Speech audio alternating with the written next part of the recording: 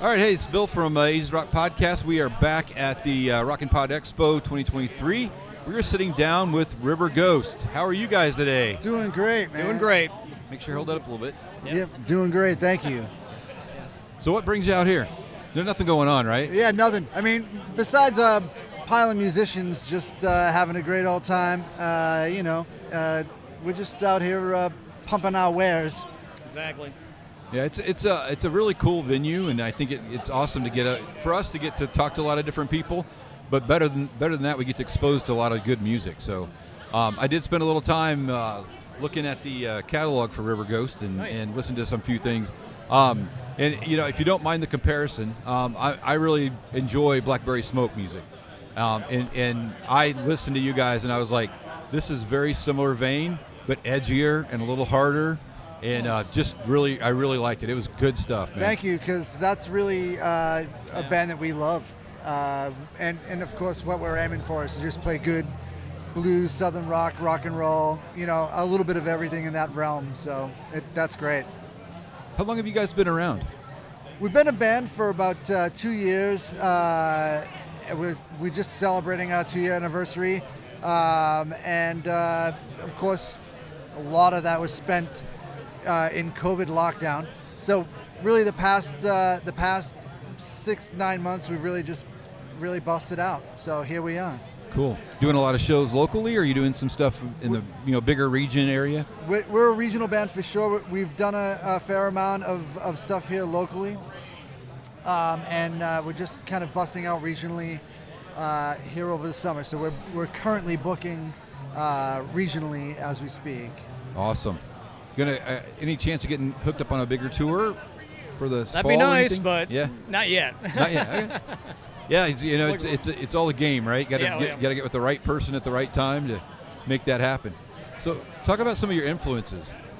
Yeah, I mean, for me, my name's Cage, by the way. I'm the singer. So for me, it's soul, rock and roll, a lot of like Motown. So, throwback to a lot of like stuff my dad brought me up on, like 70s, early 80s stuff.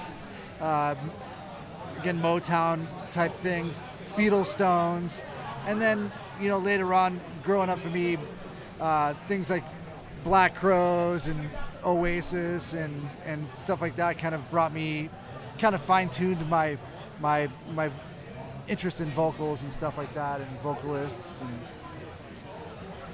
what about you, Craig? Well, Craig, bass player here. I mean, my influences are all over the place, from, obviously Stones to Zeppelin, Dio, you name it. So, and as a bass, I had to cover a lot of bases. Yeah. So what about who's the primary songwriters for the band? Is it you guys all work on stuff together? Is it from a collaboration perspective that way, or? A lot of what you've heard is stuff that was written by guitarist Boots Roberts and myself, but we're at a point now where we're all writing together, which is really cool, because it really started off as a 2-man band, and then obviously cascaded from there. So the whole idea behind Riverghost is being a rock and roll band of family, not about 2 guys or 1 guy or anything like that, so everybody putting in their 2 cents and really interjecting into the writing and stuff is a big deal. Yeah, I think that team concept in bands is really important, to make sure that everybody gets a stake, because then that's when things start getting fractured, and somebody, I didn't get mine or whatever, then it becomes an issue. But that's the longevity of bands. It's kind of interesting seeing older bands now that are starting to splinter apart a little bit because of that stuff. That over time it just wears on you. So it's good that you guys are getting this together, and that's kind of the concept, is we're all going to be in this together, and it's going to be all 5. I've seen a lot of bands in the past where it may be just one person or something like that, and then the other guys are just like, they're not getting as much money, or the money gets involved, and then they end up, just disbanding, and then it ends up somebody's just a solo act or something like that. But kind of sad. But it's nice to have a group effort and input, so that helps. Yeah. In writing for the song, everybody knowing their strengths and knowing their weaknesses and being honest about it, being honest to music, and having a direction, writing the stuff that you really, intend on writing, stuff that you want to hear, opposed to, trying to please a broad. I know this sounds ridiculous. Please a broader audience, but I think that when you just write genuine music and you write what sounds and feels good and what you feel is good, comes across a certain way, and then just gets delivered that way to people. And we find that those sort of songs that we've written in that manner have really tapped the vein, and it's become something for other people to I don't tell people about what the songs are about or any of that stuff. I let them, pick it up for themselves, have their own story, that sort of thing. And that's the thing that I liked about music when I was a kid, the mystery behind it. And it's really something that I encourage in this band, and what we try to get across in the writing and the process of putting together music. Yeah, I think that probably is key with the maturity of the band too. It looks to me like you guys are not spring chickens. Yeah. So last night at the Kilt Fest show, not Kilt Fest show, at the Hair show. Yeah. We were up close, and we were right behind what I told my wife, we were right behind the kids section because there were a bunch of 20-year-olds right there in the front, Sure. and they were great. I mean, they were great. They were into it totally. It was awesome. And some of them are bands that are here tonight or here today. But I think that when you get a little bit older, you take those kind of things you guys were just talking about.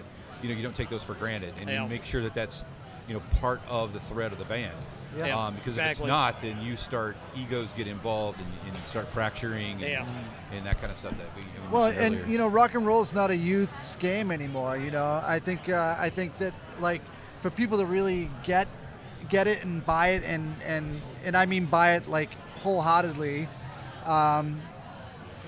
It's, you can't sell like the cheese fest that you could when you were 20, in rock and roll. I mean, I wasn't around for a lot of that sort of thing, but I listen back and go like, that was embarrassing to listen to, I listen to a lot of like 70s stuff, and it feels like, and 60s stuff, and it feels just real, like everybody's playing genuinely, everybody's, there's just a thing about it. It's not this like candy pop stuff, which, right.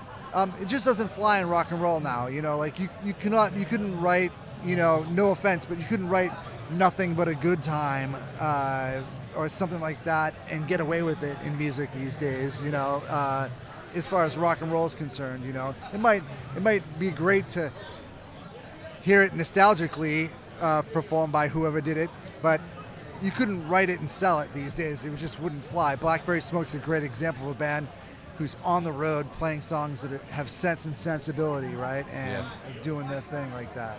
Yeah. So where can people find you guys? Oh, we got that website, right? Yep. Riverghostrock.com. Riverghostrock.com, and then of course, if you're just we're really becoming good friends with Instagram these days, so you can catch us on Instagram quite a bit. We do a lot of interaction with that. As far as content is concerned, but musically, any platform you can find us. Obviously, Spotify, all the songs on there, and Facebook, and social media.